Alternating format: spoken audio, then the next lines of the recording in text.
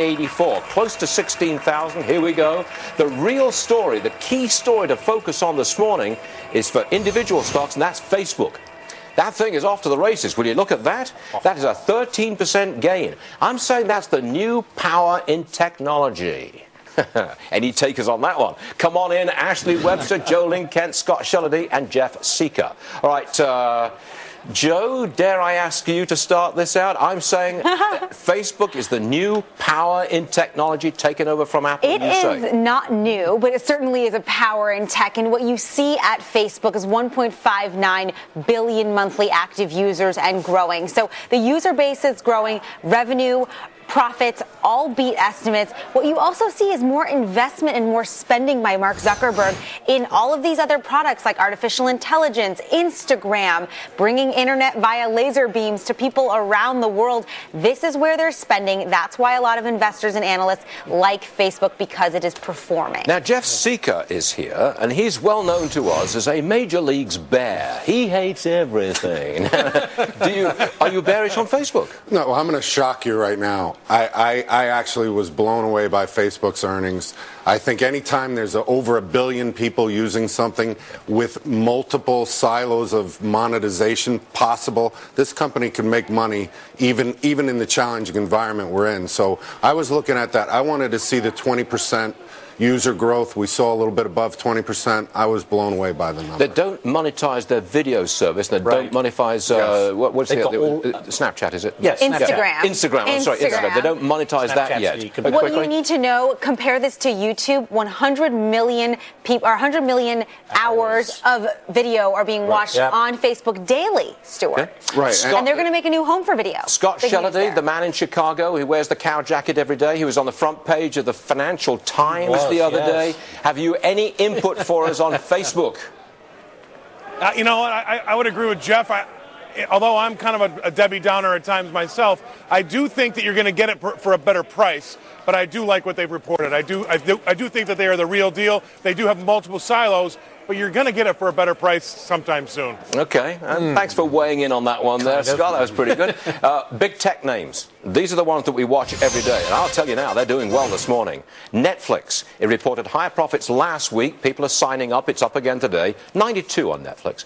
Amazon, there's a bounce back. Reporting profits after the bell today. It's up another 4.5% as of right now. That's $26 higher. And the profits don't come out until 4 o'clock this afternoon. Google, profits reported next week. It's already up $20. All right, Joe, are all of these tech companies moving in lockstep because Facebook has gone up? It doesn't seem that is the case, because you have a lot of tech companies not performing well. But what you see is tech companies being used by a lot of people, especially in the American market, do well. Google and Facebook are similar in that they have their hands in lots of different successful ventures. Google has YouTube and all of these other platforms that people use every single day. Gmail, products that people integrate into their daily lives. You see the same for Facebook with Messenger and Instagram. Okay. So those are the similar themes there. So it's not Facebook that's dragging this lot higher. There's confidence in Google regardless of Facebook. But that's separate from the Facebook round. Oh, yeah. Okay. Yeah. Jeff Sica, we've just gone through the list there of all these other big-name techs. You like Facebook. Do you hate the rest? No, the market is not for stocks. I keep telling people the market is not for stocks. The problem is people will pile into these companies that have good earnings. I'm very confident that Google is going to follow through, and I like Netflix numbers. But the problem is when you have 4 stocks that get all the attention, that are deriving the best earnings from what they have, you run the risk of these are mispriced assets. So even though they look good and they're growing, the buying opportunity is certainly absolutely not now. At some point, maybe, but not now. Not now, except Facebook. Facebook, I was just so blown away by it that it's going to have a pop. Now, keep in mind, if the valuation gets priced to perfection, if this stock gets priced to perfection, which it could quickly, investors have to change course rapidly. Okay, now we left out Apple. That's the one big name tech that we really didn't deal with. It dropped 6% yesterday. This morning it's at 93. Still well below 100, Joe. What do you make of that? There is concern about Apple's growth in terms of its phones. The current quarter, CEO Tim Cook saying that they probably will not sell more iPhones year over year. That would be a big drop, and that's very significant for Apple. It speaks to innovation. And also there's concern about how much these products cost. And if you think about the coming March, there may be an event with What's a cheaper that? iPhone Yeah. 6. Well, the cheaper iPhone 6, to Joe's point, look, the average price for an iPhone sold last quarter was $691. That's 3 times more than an Android phone. The carriers are not giving those discounts with contracts now. So the costs are going up. They asked Tim Cook about this, and I know you were on the call, Joe. He said, look, I don't see us deviating from our approach. In other words, they don't want to lower price because they feel it will take away the uniqueness and specialness that iPhones and Apple He is. doesn't want to do it, but will he be forced to do it? Well, that's the question being asked right now. And when you see drops in your other device categories, this begs the question, when MacBooks and iPads also continue to drop, what comes next? We have given, ladies and gentlemen, we've given you 5 minutes on stocks. I think it's about time we moved on to oil because that is a driver in this marketplace, like it or not. Will you look at that? $33.93 is the price of oil right now. In the backdrop here, we've got Russia.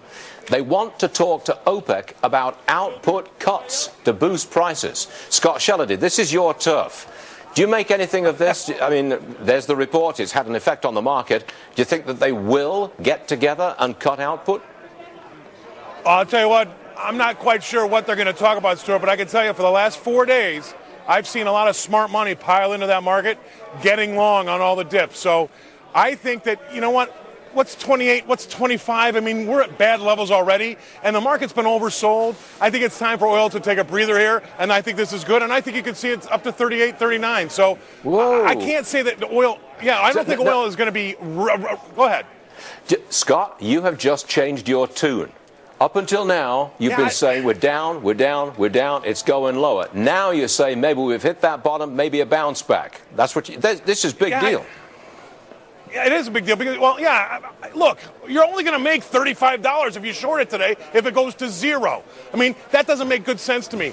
At the end of the day, you could call a bottom 22, 25. It doesn't matter. It's still bad, but we're going to see oil get a little bit of a breather here. The market was oversold, and in the short term, I could see it rallying, yes. All right, we've got oil at 33. We've got the Dow Industrials up 120. I want to concentrate on a few more individual stocks, big names that we're watching for you. How about Under Armour? Higher profit, higher sales there, and the stocks, would you look at that? A 16% gain. Hasn't traded that high in 2 years. Yeah. 2-year high. Okay, Sica, you hate it? No, I think at this point, a lot of the Under Armour products, this is a stock that's priced to perfection. I don't know. I can't fathom why people are buying it at these levels, honestly. Their earnings were okay, but there's not much growth there whatsoever. How about profits at Harley-Davidson? Better than expected. Not great, but better than expected. So the stock... Look, all you've got to do is be better than expected, and you go up 9% for Harley-Davidson at 41. I mean, that's amazing. Now, eBay, there's a story. Falling out of bed. eBay down 10%. They come up with a disappointing forecast. That's why they're down so much. More money.